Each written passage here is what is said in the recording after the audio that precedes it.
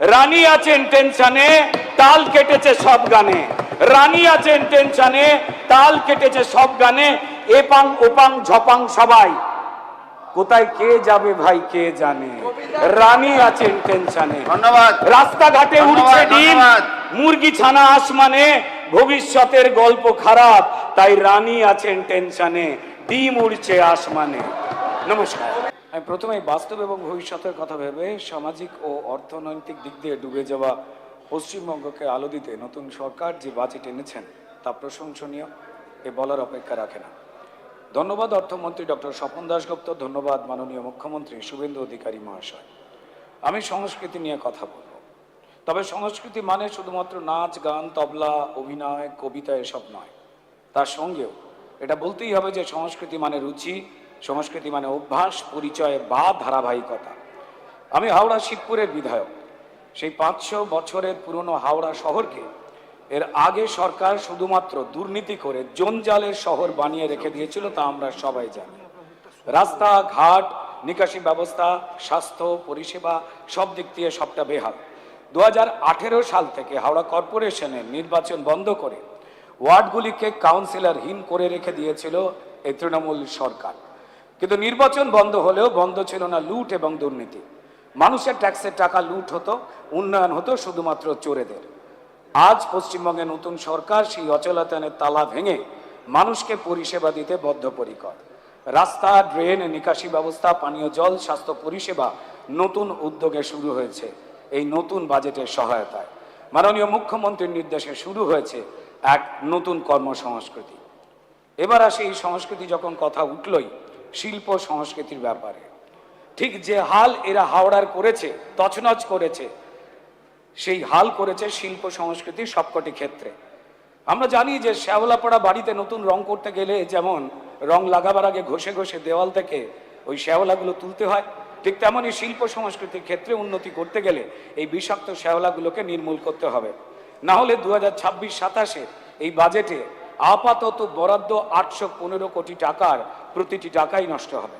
মাননীয় স্পিকার, শুধুমাত্র cinema, theatre, যাত্রা, সঙ্গীত, নৃত্য, চারুকলা বা লোকশিল্প নয়, শিল্প মাধ্যমের সবকটি ক্ষেত্রেই তথ্য সংস্কৃতি দপ্তরের এবং এই সরকারের কড়া নজরদারির মাধ্যমে অর্থ খরচ প্রয়োজন বলে বিশেষভাবে মনে করি। অবশ্যই প্রতিটি শিল্পক্ষেত্রে শিল্পীদের কর্মক্ষেত্রে নিরাপত্তা এবং স্বাস্থ্য বীমা নিয়ে নতুন সরকার পরিকল্পনা করবে। নিশ্চয়ই নতুন সরকার তাঁবেদারি নয়, কেবলমাত্র যোগ্যতার ভিত্তিতে নানান সাংস্কৃতিক অনুষ্ঠানে এবং ক্ষেত্রে শিল্পীদের যোগ্যতা এবং গুণের কাজ পাওয়ার ক্ষেত্রে নজরদারি করবে, এ আমাদের সবার বিশ্বাস। যে অত্যাচার টলিউড পাড়ায় চলেছে, সঙ্গীত জগতে চলেছে, তা শিল্প সংস্কৃতির সবকটি ক্ষেত্রেই ঘটেছে। অধিকাংশ ক্ষেত্রে শিল্পীদের বা শিল্প গোষ্ঠীকে অনুদান বা সাহায্য পাইয়ে দেওয়ার নামে ভুয়োদের তালিকা দিয়ে লুট হয়েছে কোটি কোটি টাকা। ঠিক যেমন আবাস যোজনা সমেত নানান যোজনায় লুট হয়েছে। একটা উদাহরণ দিই, বাংলায় প্রায় 10 লক্ষ কীর্তন শিল্পী আছে। সবাই একটু মন দিয়ে শুনুন, বাংলায় প্রায় 10 লক্ষ কীর্তন শিল্পী আছে, ছোট বড়। তাদের মধ্যে প্রায় 5 লক্ষ শিল্পীকে দিয়ে 2016 সাল থেকে মাসে 4000 করে একটা অনুদান দেওয়া হতো। তাদের কাজ ছিল আগের সরকার এবং আগের মুখ্যমন্ত্রী গুণগান করা, পথে ঘাটে ঘুরে। মজার কথা, এই 5 লাখের মধ্যে 2.5 লাখ শিল্পী ছিল ভুয়ো শিল্পী এবং তারা ছিল এর আগের সরকারের তৃণমূল কর্মী। যারা শিল্পী নয় তারাও এই সরকারের টাকা খেয়েছে। আমি জানি না আমাদের এই সদনে ওদিকে সেই শিল্পীদের মধ্যে কেউ কেউ বসে আছেন কিনা, হিসাবটা দিই কত টাকা চুরি হয়েছে। জলে গেছে 2.5 লাখ ইন্টু 1 মাসে যদি 4000 করে হয় তো তাহলে 10 কোটি টাকা মাসে, মানে 120 কোটি টাকা বছরে।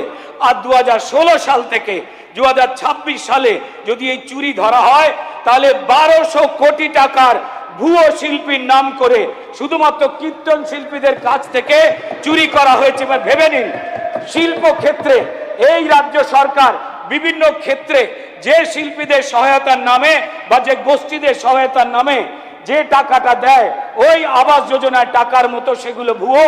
তাই আমাদের নতুন সরকারকে, সম্মানীয় মুখ্যমন্ত্রীকে এবং সংস্কৃতি দপ্তরকে এবং সংস্কৃতি প্রতিমন্ত্রী রয়েছেন তাকে অনুরোধ করব যে এই বিষয়ে নজরদারি করতে। তবে হ্যাঁ, এই ধন্যবাদ, জাস্ট সামান্য সময় শুধু চেয়ে নিচ্ছি যে যে চোরেরা চারদিকে ঘুরে বেড়াচ্ছে, চোরেদের রানীও রয়েছে কিন্তু, তবে একটাই কথা, রানী আছেন টেনশনে, রানী আছেন টেনশনে, তাল কেটেছে সব গানে, রানী আছেন টেনশনে, তাল কেটেছে সব গানে, এপাং ওপাং ঝপাং সবাই, কোথায় কে যাবে ভাই কে জানে, রানী আছেন টেনশনে। ধন্যবাদ। রাস্তাঘাটে উঠছে ডিম, মুরগি ছানা আসমানে, ভবিষ্যতের গল্প খারাপ, তাই রানী আছেন টেনশনে, ডিম উড়ছে আসমানে। নমস্কার।